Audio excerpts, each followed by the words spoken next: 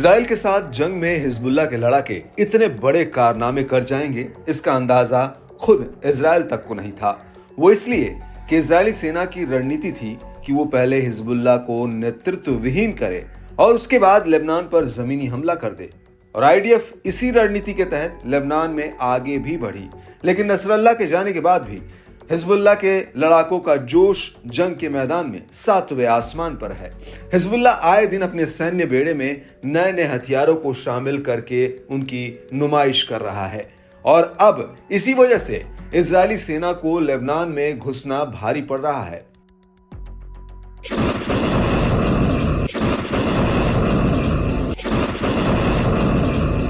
दरअसल हिजबुल्लाह के हमलों की वजह से इजराइल पर दो तरफा मार पड़ी है। पहली तो जंग के मैदान में और दूसरी इजराइल के भीतर हिजबुल्लाह की मिसाइलें और ड्रोन तबाही मचा रहे हैं। और अब इसी कड़ी में हिजबुल्लाह ने तेल अवीव में एक बहुत बड़ा मिसाइल हमला किया है। हिजबुल्लाह ने तेल अवीव पर कई एडवांस मिसाइलों से हमला किया, जिसकी वजह से कई जगहों पर आग लग गई। इजरायली मीडिया के मुताबिक इन हमलों में कम से कम 2 लोगों की जान चली गई है, जबकि कई लोग घायल भी हुए हैं। इजरायली मीडिया के मुताबिक हिजबुल्लाह ने तेल अवीव पर फतेह 110 मिसाइल से हमला किया और हिजबुल्लाह की कम से कम एक मिसाइल तेल अवीव के केंद्रीय इलाके रामत गान में जाकर गिरी, जिसकी वजह से यहां पर बत्ती गुल हो गई।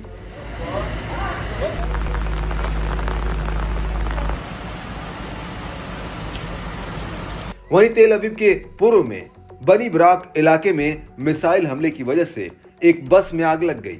मीडिया रिपोर्ट्स के मुताबिक इजराइल का एयर डिफेंस सिस्टम इस मिसाइल को इंटरसेप्ट नहीं कर पाया।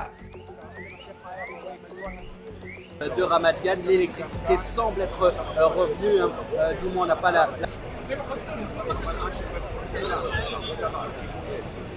वहीं दूसरी तरफ टाइम्स ऑफ इजराइल का कहना है कि हिजबुल्लाह ने 18 नवंबर 2024 को उत्तरी इजराइल पर 100 से ज्यादा रॉकेट दागे हैं। इन हमलों में एक की जान चली गई, जबकि कम से कम 17 लोग घायल हुए हैं।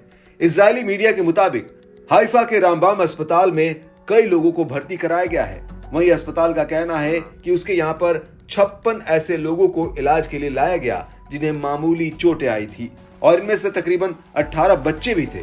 वहीं इस हमले को लेकर आईडीएफ का कहना है कि हिजबुल्लाह की तरफ से दागे गए 100 से ज्यादा रॉकेटों को या तो इंटरसेप्ट किया गया या फिर ये खुले इलाके में जाकर गिरे। इनमें से कुछ रॉकेटों की वजह से किरियत शमोना और चिकन कूप में नुकसान जरूर हुआ है। आईडीएफ के मुताबिक उसने इसी दौरान लेबनान से दागे गए 2 रॉकेटों को भी इंटरसेप्ट किया।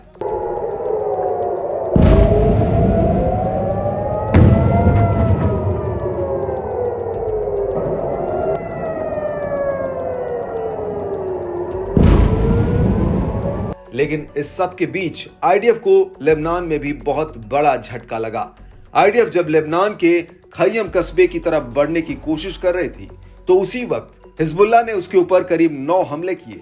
आईडीएफ की 210वीं डिवीजन इस इलाके में आगे बढ़ने की कोशिश कर रही थी, लेकिन हिजबुल्लाह की तरफ से उसे कड़ा जवाब मिला। लेबनानी न्यूज एजेंसी अल मयादीन के मुताबिक हिजबुल्लाह के लड़ाकों ने इस दौरान आईडीएफ के ऊपर मशीन गन और रॉकेट प्रोपेल्ड लॉन्चरों से हमला कर दिया।